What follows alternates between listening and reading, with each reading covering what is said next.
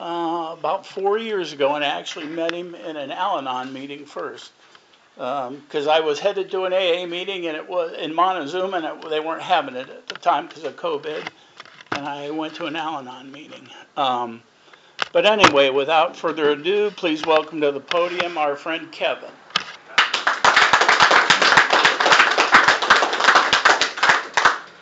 Good evening, everybody. My name's Kevin, and I'm an alcoholic. Hi, Kevin. And Greg gave a good introduction there and told all about it, but it don't make the thing that this is not my favorite thing to do any better.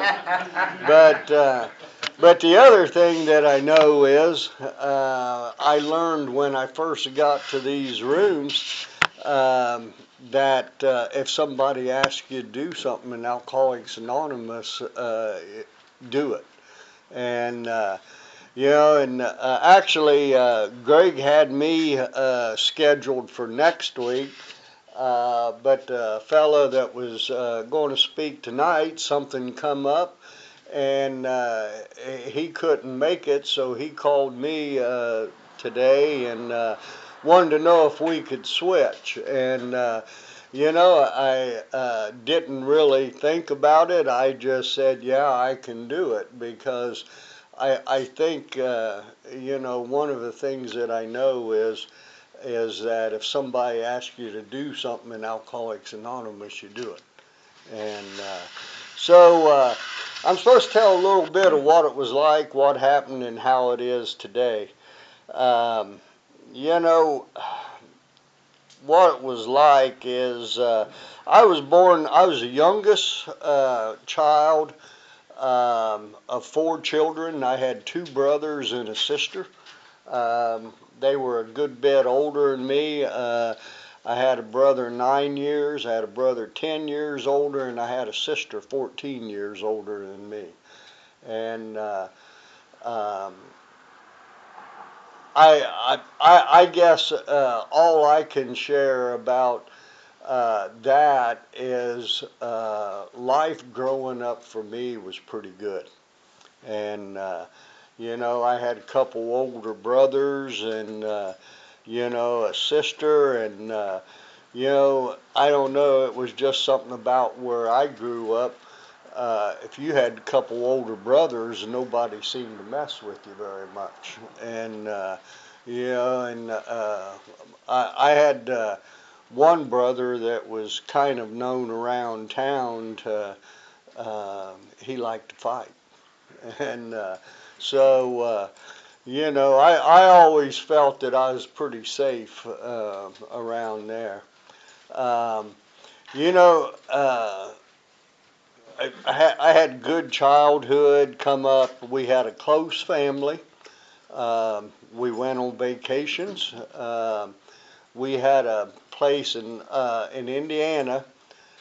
We had a cottage on a lake, and I spent most of my summers up in northern Indiana. And we had a boat. I learned how to water ski and do a lot of things that playing on the water when I was young. And I look back and I had a great childhood. There was alcohol around. I know that on holidays, my aunts and uncles and us, we would. There was always a get together at somebody's house on holidays, and we would go there and actually at our house in the summertime, I think 4th of July, I think we always had a party because we had a swimming pool, and everybody always wanted summertime come and swim, and and we went different places all the time. There was alcohol at those places. They always drank. My aunts and uncles, cousins, they all drank, but they drank and they had fun. they didn't get in trouble, and they didn't fight, and they didn't, you know, cause big, you know, dysfunction. Things happened all the time, and it wasn't like that. It was that they drank and they had fun, and you know, and then everybody at the end of the night, everybody went home. Um, Probably one of the um, biggest things that happened in my life. Um, I was probably about 12 or 13 years old, and um, my one brother, next brother, was older than me. He was killed in Vietnam in 1969, and you know that pretty much rocked our world at our house, our family, and all through the family, aunts and uncles and cousins and everything. And you know, and one thing I know today is that back then.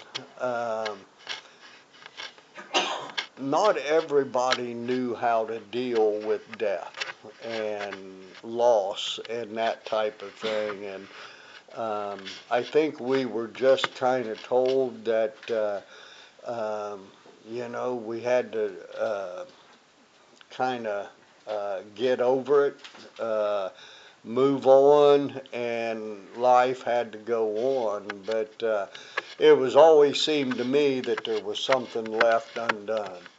And today, I believe that I feel today that that was when something like that happens in a family, that family has to take time and grieve and, you know, um, be able to get over that.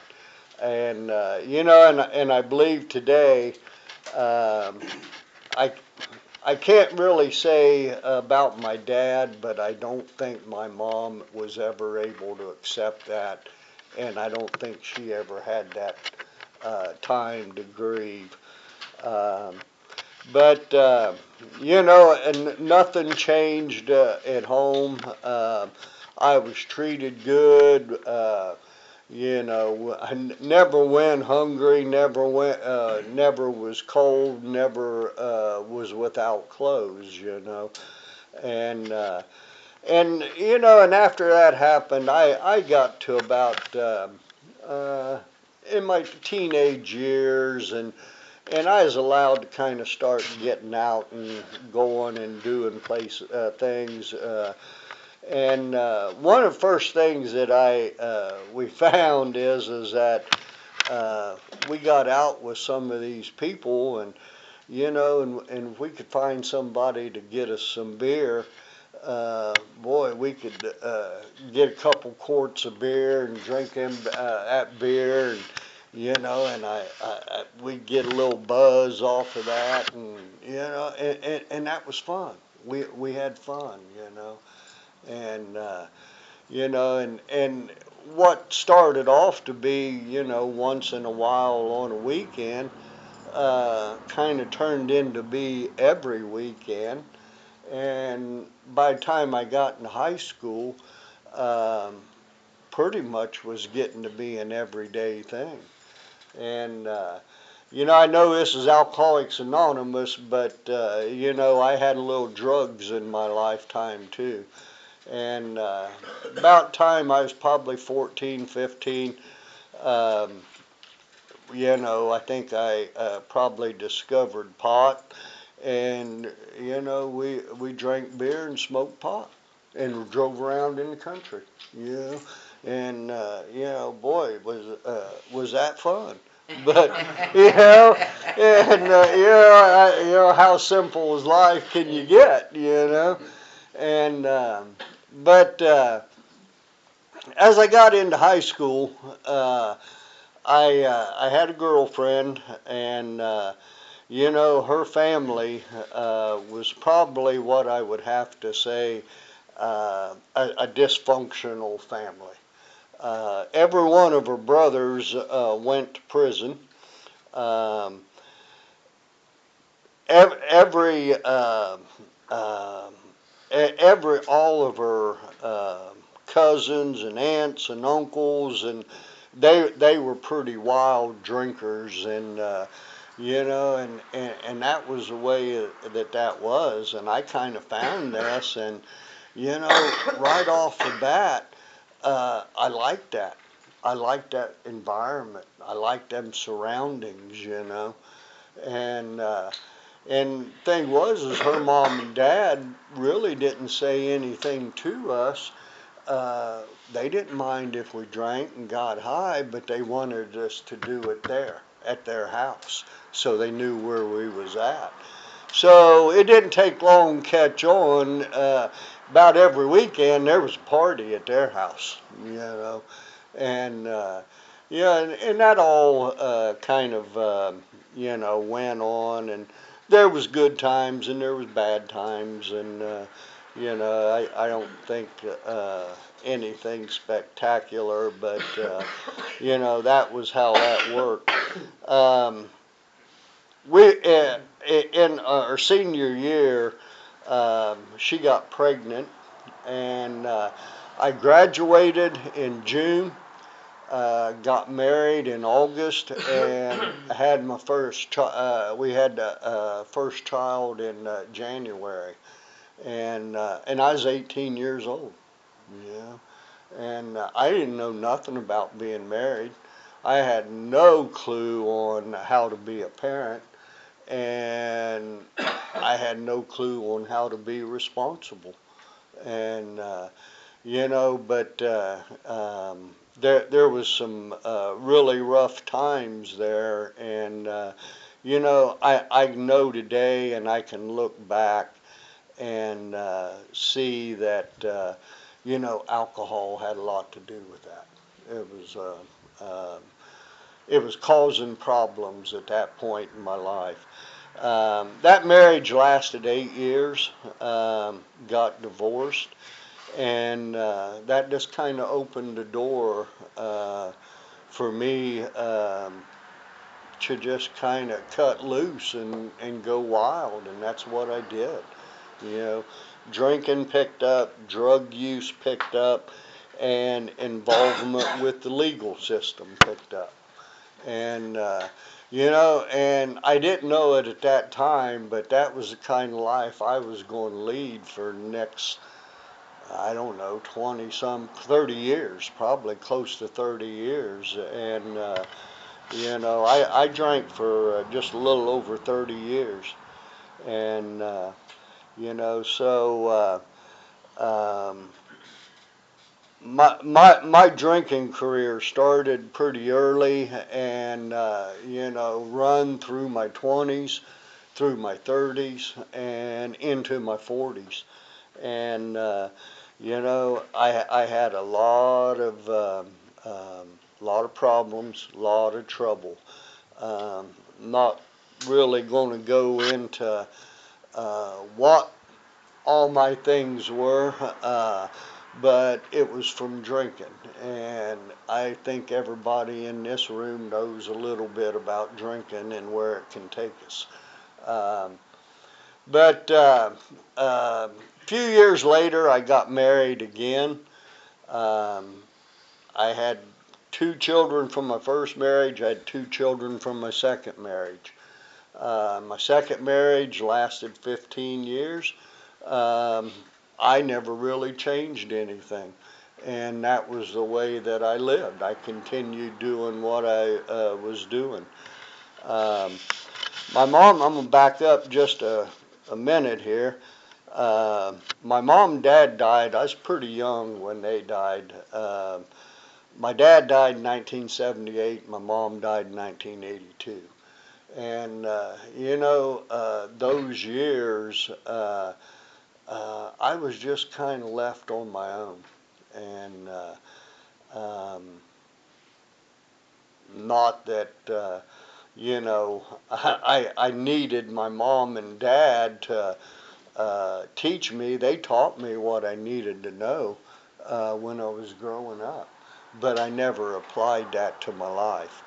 And one of the things that my mother did, my mother was an enabler. She enabled.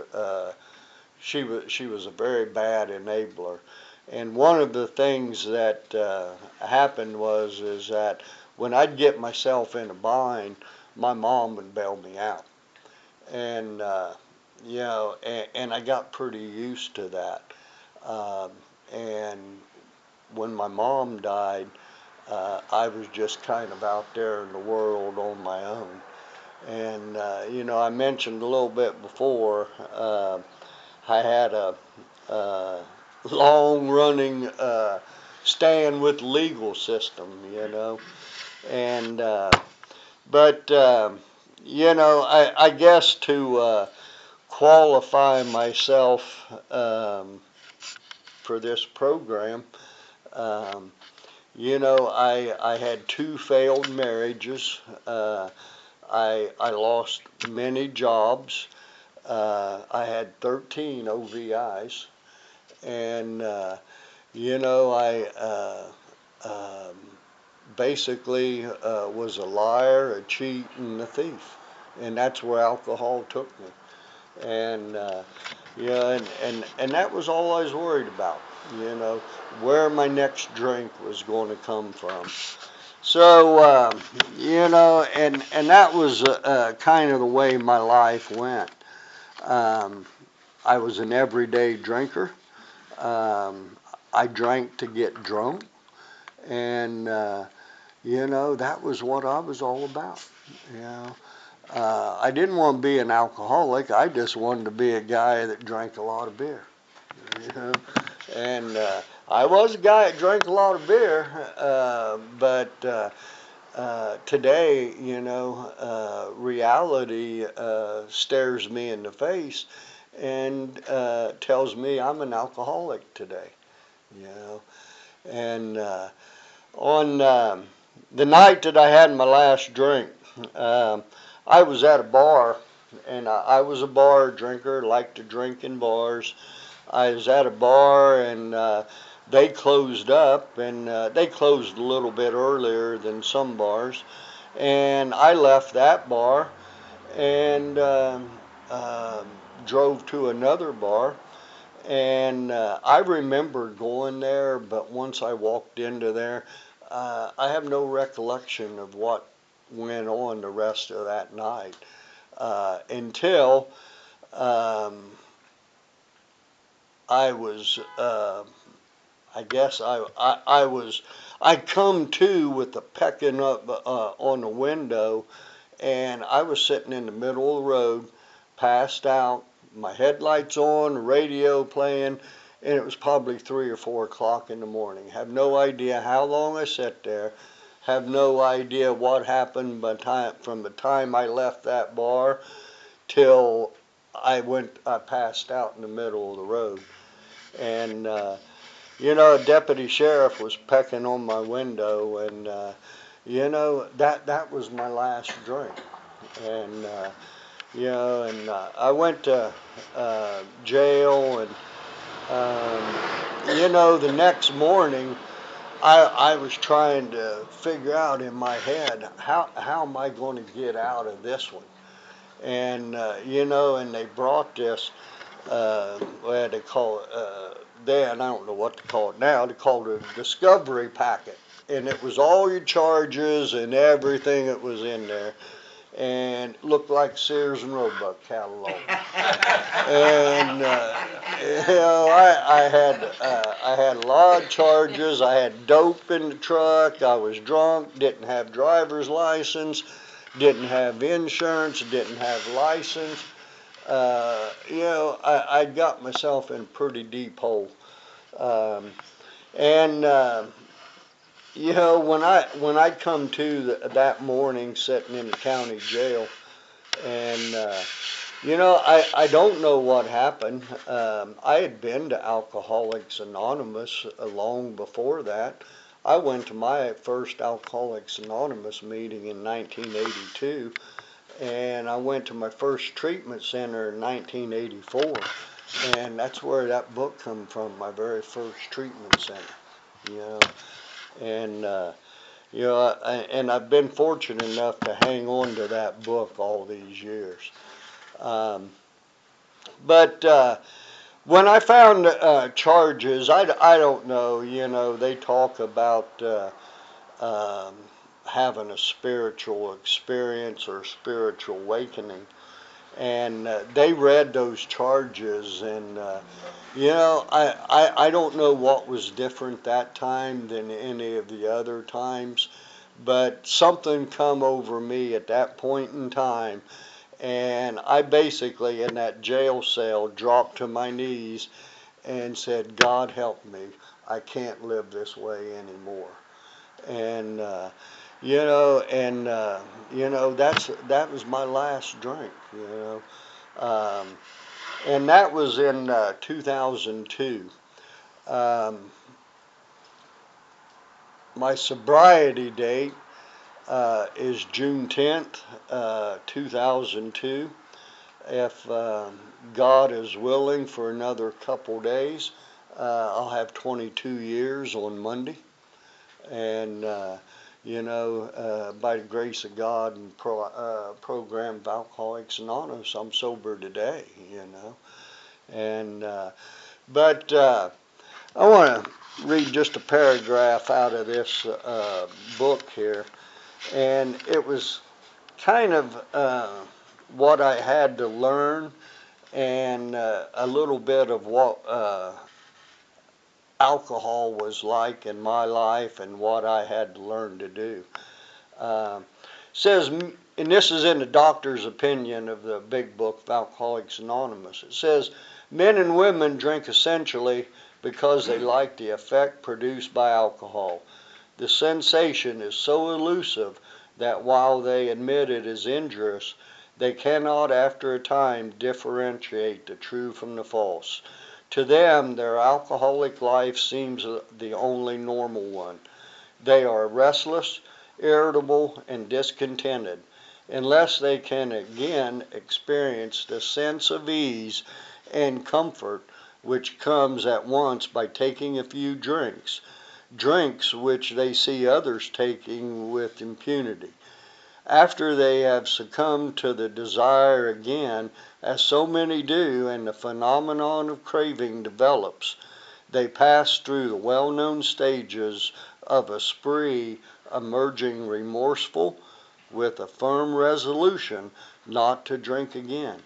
This is repeated over and over, and unless this person can experience the entire psychic change, there is little hope of his recovery. And you know, and that explains a whole lot about what my life was like and how my drinking went. Um, I didn't want to get drunk all the time, you know, but once I took that first drink, I had no control, you know. And anyway, getting to along with the story here, um, when I ended up going to court, um, that was a felony OVI for me. They sentenced me 2.5 years in penitentiary. And I started out in county jail and was there for a while. After I was there a little while, they came and got me one day and told me that get my stuff together, that I was going to be leaving. And they didn't really tell me where I was going. I figured I was going over around Columbus somewhere. And once I was on my way, they told me, he says, well, you're going up to Lima and you're going to go through this program. It's called the Worth Center. And I did, and I went through that, and I completed that program. Um, that was the fourth time I was in treatment. Um, the other three times never seemed to work. It wasn't that I didn't learn anything, I wasn't ready. And but this time I was ready, and I completed that program. I was there for 6 months. I was in jail for about a month and a half, so I done approximately 7.5 months of that 2.5 year sentence. Um, I got out, and first thing I done, Actually, it was across the parking lot there, but I came to that meeting on my very first night, the day I got out of treatment center. I had known Gary for several years from being in and out of the program many, many times. And I was in and out Alcoholics Anonymous for 20 years before I got sober. Uh, I'm not proud of that fact, but that's what it took to get me here today. And today, I haven't found it necessary to take a drink, you know, and I don't do drugs, Uh, I, I work very hard on living an honest life. I like to help other people because people helped me when I got here. And, and that's what it was. It's kind of like what it was like and what happened. Um, then I got sober and started living life. Um, Went to a lot of AA meetings, but didn't have a driver's license for the first 6 years. Uh, so I picked up that phone, and back then they hung on the wall and had a little dial on it. Everybody didn't have one in their pocket. And but I had to call people and ask for a ride. Can you give me a ride to AA meeting? And in those 6 years, I had a list of phone numbers. We used to pass schedules around, people put their number on there. I had a long list of phone numbers. And in those 6 years, um, probably I can count on one hand time that I couldn't get a ride to a meeting. Uh, and I went to 6 meetings a week usually, you know. So that part about picking that phone up and making a phone call works. If you pick up the phone and make a phone call, you'll get to a meeting. And that's just the way Alcoholics Anonymous works. Um, when I got sober, everything wasn't perfect in my life. My two oldest children, I don't yet today have a good relationship with them. I have a relationship. I talk to them from time to time, but we're not close. I hope that maybe someday that will change, and I will continue to pray for that. And but my two youngest children, they live around this area. One lives right here in Coldwater, and the other lives over in Indiana. And they didn't want anything to do with me at the end of my drinking.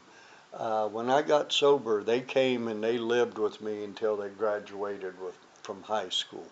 And we're close today. We have a good relationship today. Um, I was a couple years sober, um, and my sister died, and that was kind of the first big thing that I had to deal with. My sister, my family pretty much kind of gave up on me through my alcoholism. When I got sober, we built our relationships back up. And it was hard. That was a tough thing to deal with when my sister died because we had started building a relationship back, and it was good. Um, I think another year or two went by. I had a heart attack. I thought, wow, man, there's kind of hard thing to deal with, but I made a full recovery from that. And went on, another 2 years or so went by, and my house burnt down. And, and at the moment that happened, that was the worst day of my life. That was the worst day of my life. Um, Today, I can sit and tell you that that was the best day of my life. And I'd lived in that house for probably, I don't know, 18 years or so, and I bought it 3 times. You know, and I was so far upside down in that mortgage that I was never going to find my way out of that. When that house burnt down, I was well insured, and it completely got me out of underneath that house, and left me some money. And right away, I started building a new house, and I was one of my dreams was always to build my own house, and I never thought that that would come true, you know. So, not that I want anybody's house to burn down, but, uh, sometimes there's little things that happen in our life where I believe God has a hand in that. And that was one of them. And, and today I still live in that house.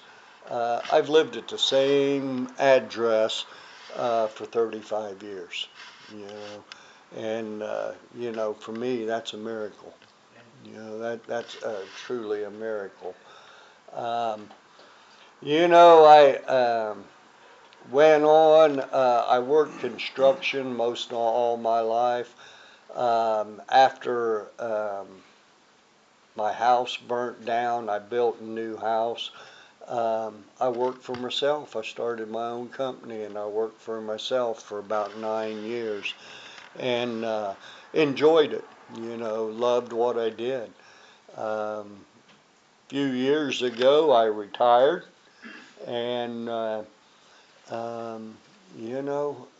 kind of just take it easy now. I still work a little bit here and there. Um, Life's pretty good for me today. I'm in a relationship today. Um, the girl that I'm in a relationship, um, her family has dealt with drugs and alcohol too. You know, as the result of that, um, we have a 10-year-old child that lives with us. You know, and and I was talking to Marvin a little bit about that, and I look back, and one of the things in my drinking and in my life, I know I'm not supposed to regret the past, but one of the things that hurts me the most is the harm that I done to my children. And the children in the world today, they don't have any say so in the matter. You know, they don't get to pick their parents and what kind of life they live. And you know, uh, probably about 7 years ago, when the situation came up, and my girlfriend's little granddaughter was in a bad situation. She was in a tough situation, and and my only thought is that I have to get that child out of that situation. No child deserves to live in that kind of situation. And we got her, and she's been with us ever since. Um, and even better news uh, is that little girl's mother. I think she has 5 years sober. You know, she's been sober. She got over 5 years sobriety, and so no matter how bad or how things get, it can change. You know, things for us can change, and it can be different. Um, like I said, my life's pretty good today. It's not perfect by any means, but You know, with my higher power program of Alcoholics Anonymous, anything comes my way today, I believe I can face it. You know, and I'm not afraid of what comes my way today. Um, you know, life is good, and you know, I don't know if I said anything that helped anybody, or but you know, if nothing else, you know, uh, it kept me sober today because I knew I had to get up here and talk tonight. You know, and you know, and that's one of the things that Alcoholics Anonymous has done for me. It's made me responsible. You know, and today, if I tell somebody I'm going to do something, I do everything that I can possibly do to do it. You know, and that's very important to me. Um, about out of time here. There is one thing that I would like to read, and I like to read this at the end of my leads. And this is on page 164 of the Big Book of Alcoholics Anonymous. It says, our book is meant to be suggestive only. We realize we know only a little. God will constantly disclose more to you and to us. Ask Him in your morning meditation what you can do each day for the man who is still sick. The answers will come if your own house is in order, but obviously you cannot transmit something you haven't got. See to it that your relationship with Him is right, and great events will come to pass for you and countless others. This is the great fact for us. Abandon yourself to God as you understand God. Admit your faults to Him and to your fellows. Clear away the wreckage of your past. Give freely of what you find and join us. We shall be with you in the fellowship of the Spirit, and you will surely meet some of us as you trudge the road of happy destiny. May God bless you and keep you until then. Thank you. Thanks, Kevin.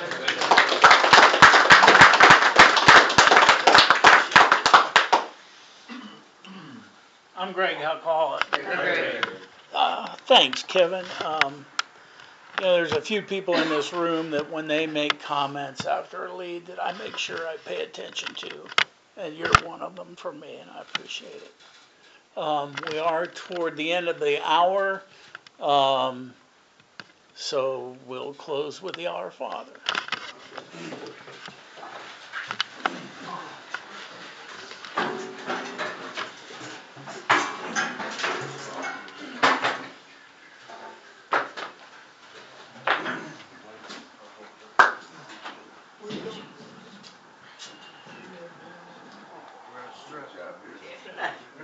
Come on, Richard. What's that?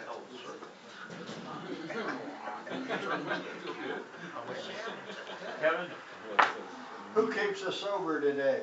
Our Father, who art in heaven, hallowed be thy name. Thy kingdom come, thy will be done, on earth as it is in heaven. Give us this day our daily bread, and forgive us our trespasses, as we forgive those who trespass against us. And lead us not into temptation, but deliver us from evil. Thine is the kingdom, the power, and the glory forever. Amen. If you can come back, words to work. Shut the windows, will you? There's 3 quarters left here.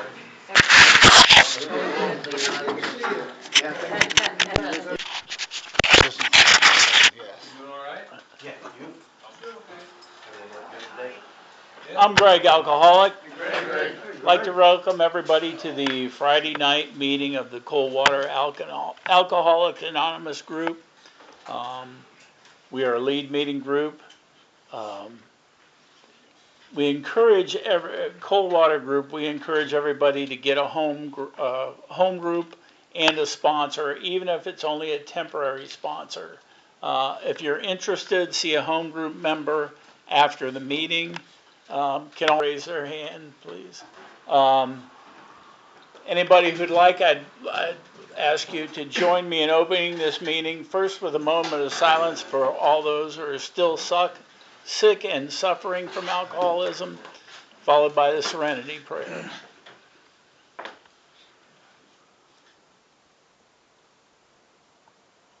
God, grant me the serenity to accept the things I cannot change, the courage to change the things I can, and the wisdom to know the difference. Amen. Alcoholics Anonymous is a fellowship of people who share their experience, strength, and hope with each other, that they may solve their common problem and help others to recover from alcoholism. The only requirement for membership is a desire to stop drinking. There are no dues or fees for AA membership. We are a self-supporting group through our own contributions. AA is not allied with any sect, denomination, politics, organization, or institution, does not wish to engage in any controversy, neither endorses nor opposes any causes. Our primary purpose is to stay sober and help other alcoholics achieve sobriety. And I've asked a friend to read how it works. Hello everyone, I'm Paul, I'm an alcoholic. Hi, Paul. How it works. Rarely have we seen a person fail who has thoroughly followed our path. Those who do not recover are people who cannot or will not fully give themselves to this simple program. Usually men and women who are constantly constitutionally incapable of being honest with themselves. They are such fortunates. They are not at fault. They seem to be born that way. They are naturally incapable of grasping and developing a manner of living in which demands rigorous honesty. Their chances are less than average. There are those too who suffer from grave emotional and mental disorders, but many of them do recover if they have the capacity to be honest. Our stories disclose in a general way what we used to be like, what happened, and what we are like now. If you have decided you want what we have and are willing to go to any length to get it, then you're already to take certain steps. Some of these we bought. We thought we would find an easier, softer way, but we could not. With all earnestness at our command, we beg of you to be fearless and thorough from the very start. Some of us have tried to hold on to our old ideas, and the results were nil until we let go absolutely. Remember that we deal with alcohol, cunning, baffling, powerful. Without help, it is too much for us. But there is one who has all power. That one is God. May you find him now. Half measures availed us nothing. We stood at the turning point. We asked his protection and care with complete abandonment. Here are the steps we took, which are suggested as the program of recovery. Number 1, we admitted we were powerless over alcohol, that our lives had become unmanageable. Number 2, we came to believe the power greater than ourselves could restore us to sanity. Number 3, made a decision to turn our will and our lives over to the care of God as we understood him. Number 4, made a searching and fearless inventory of ourselves. Number 5, admitted to God, to ourselves, and to another human being the exact nature of our wrongs. Number 6, we're entirely ready to have God remove all these defects of characters. Number 7, humbly ask him to remove our shortcomings. Number 8, made a list of persons we had harmed and became willing to make amends to them all. Number 9, made direct amends to such people wherever possible, except to do so, when to do so, would injure them or others. Number 10, continue to take personal inventory of when we were wrong, properly admitted it. 11, recite through prayer and meditation to improve our conscious contact with God as we understood him, praying for only knowledge of his will for us and the power to carry it out. And number 12, having had a spiritual awakening as a result of these steps, we try to carry this message to alcoholics and to practice these principles in all of our affairs. Many of us exclaim, let it in order, can't go through with it. Do not be discouraged. No one among us has been able to maintain anything like perfect adherence to these principles. We are not safe. The point is, we are willing to grow along spiritual lines. The principles we have set down are guides to progress. We claim spiritual progress rather than spiritual perfection. Our description of the alcoholic, the chapter to the agnostic, and our personal adventure before and after may made clear three pertinent ideas. A, that we were alcoholics and could not manage our own lives. B, that probably no human power could have relieved our alcoholism. And C, that God couldn't do it if He were not. Thanks, Paul. I've asked another friend to read the 12 traditions. My name's Marvin, I'm an alcoholic. Hi, Marvin. The 12 traditions of Alcoholics Anonymous. 1. A common welfare should come first. Personal recovery depends upon AA unity. 2. For a group purpose there is but one ultimate authority, a loving God as He may express Himself in our group conscience. Our leaders are but trusted servants. They do not govern. 3. The only requirement for AA membership is a desire to stop drinking. 4. Each group should be autonomous except in matters affecting other groups or AA as a whole. 5. Each group has but one primary purpose, to carry its message to the alcoholic who still suffers. 6. An AA group ought never endorse, finance, or lend the AA name to any related facility or outside enterprise, lest problems of money, property, and prestige divert us from our primary purpose. 7. Every AA group ought to be fully self-supporting, declining outside contributions. 8. Alcoholics Anonymous should remain forever non-professional, but our service centers may employ special workers. 9. AA as such ought never be organized, but we may create service boards or committees directly responsible to those they serve. 10. Alcoholics Anonymous has no opinion on outside issues. Hence, the AA name ought never be drawn into public controversy. 11. Our public relations policy is based on attraction rather than promotion. We need always maintain anonymity at the level of press, radio, and films. Anonymity is the spirit 12. Anonymity is the spiritual foundation of all our traditions, ever reminding us to place principles before personalities. Thanks, Marvin. I've asked our friend Richard to read the 12 promises. Richard. The spiritual life is not there. We have to live it. Unless one's family expresses a desire to live upon spiritual principles, we think ought not to urge them. We should not talk subjectively to them about spiritual life. They will change in time. Our behavior will convince them more than words. We must remember 10 or 20 years of drunkenness steps on that. We would make anyway. There may be some wrongs we could not forever fulfill right. We don't worry about them if we can honestly say to ourselves that we would right there the knowledge that right them if we could. Some people cannot be seen. We send them an honest letter. And there may be some there may be some other people cannot be seen. We send them an honest letter, and there may be avoided reasons for postponement in some cases. But we don't delay if it can be avoided. We should be sensible, tactful, considerate, and humble without being surrounded or scraping. We would, as God would as God you we send them, stand on the we don't call before anyone. If we're painstaking at this in our borrowed phase, we'll be halfway through phase of development.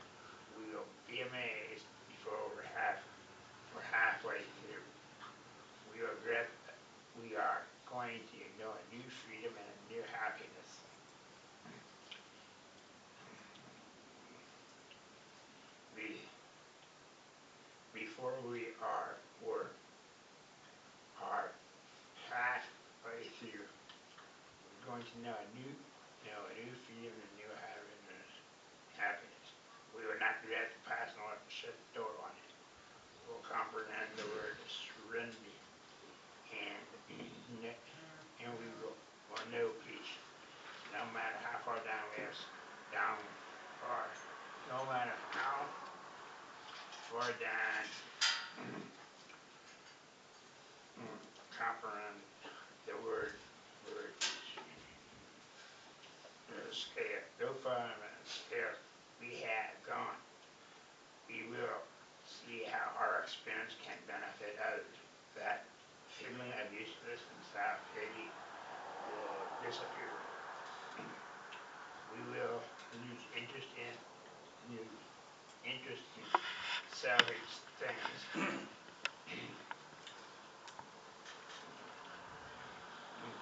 Attitude and self-seeking will separate our whole attitude and outlook upon life will change.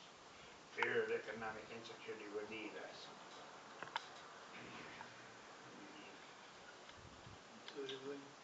We will intuitively know how to handle situations that devour. We will not suddenly realize that we will suddenly realize that God is doing for us what we cannot do for ourselves. We are we those fulfilling promises? We think We think not. They, they, they are being fulfilled among us, sometimes quickly, sometimes slowly. They'll, they will always materialize if we work them. Thanks, Richard. I've asked another friend to read from the Daily Reflections. My name's Tom, I'm an alcoholic. Hi, Tom. June 7th reflection for the day. Long-term hope. Since most of us are born with an abundance of natural desires, it isn't strange that we let these far exceed their intended purpose. When they drive us blindly or willfully demand that they supply us with more satisfaction or pleasures than we possibly are due us, that is the point at which we depart from the degree of perfection that God wishes for us here on earth. That is the measure of character defects, or, if you wish, our sins. That's 12 Steps, 12 Traditions, page 65. This is where long-term hope is born in prospective gain, both the natural nature of my illness and the path of my recovery. The beauty of AA lies in knowing that my life, with God's help, will improve. The AA journey becomes richer, and understanding becomes truth. Dreams become realities, and today becomes forever. As I step into life, AA, my heart fills with the presence of God. Thanks, Tom. Thanks, Tom. I've asked another of our friends to read from the 24 Hours a Day book. Hi everybody, I'm Tony, alcoholic. Hi, Tony. AA thought for the day. Alcoholism is a progressive illness. We go through the 3 stages of social drinking: trouble drinking and merry-go-round drinking. We land in the hospitals and jails. We eventually lose our homes, our families, and our self-respect. Yes, alcoholism is a progressive illness, and there are only 3 ends to it: the insane asylum, the morgue, or total absence. Will I choose not to take the first drink? Meditation for the day. You not only can live a new life, but you also can grow in grace and power in you. You shall be forward and upward after the form of the Spirit. When you live, the very form of an animal changes to enable it to reach the fawn which it likes to feed.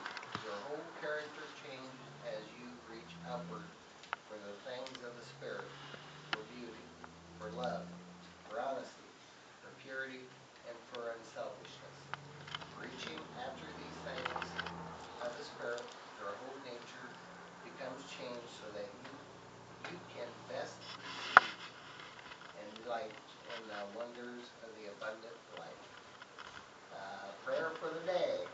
pray that I may reach forward and upward. I pray that my character may be changed by reaching upward through the things of the Spirit. Thanks, Tony. Thanks, Tony. Our friend Gary is going to explain the token system. I'm Gary, an alcoholic. Hi, Gary. During Coldwater, that token system, they married for the first drink since your last drink. Anybody's, No, sure, he's at first meeting. is this your first meeting since your last drink? Yes.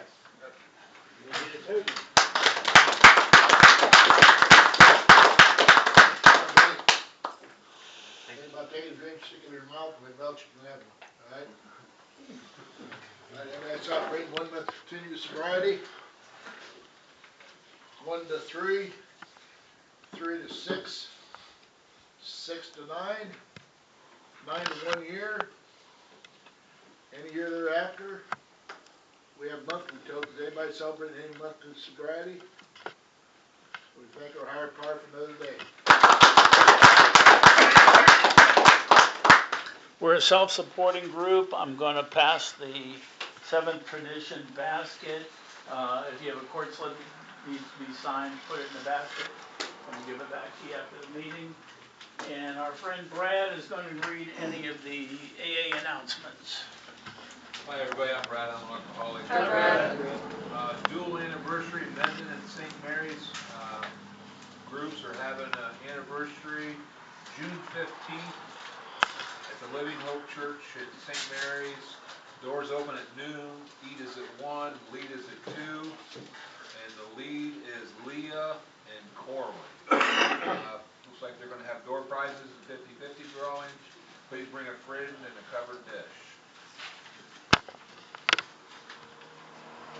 New Greenman AA anniversary, Monday, August 5th, 2024. They'll be having pizza to celebrate 20 years for this group. Soft drinks and water will also be provided. Food and fellowship at 11:30, meeting at noon.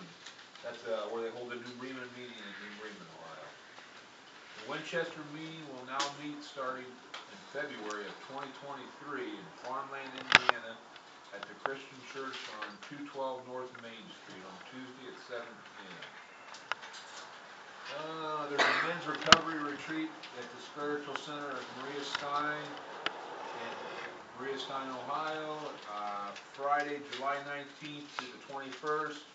There's some flyers here for that if anybody would like any information on that. Looks like it's a weekend event. We have save the date for 68th Ohio State Convention, August 23rd through the 25th. Must be up at Area 54, Northeast Ohio, so I assume it's up that way somewhere. 42nd Annual Northeast Indiana Convention and 79th Annual Banquet is, that's over, that needs to be, sorry about that. And then we have this band thing here, if you want to find out what's going on in the area, a lot of this stuff will be on there, you can scan that and join it and it'll show up on your phone. That's all I have. Thanks, Brad. Any other announcements from the floor? Kevin, I'm an alcoholic.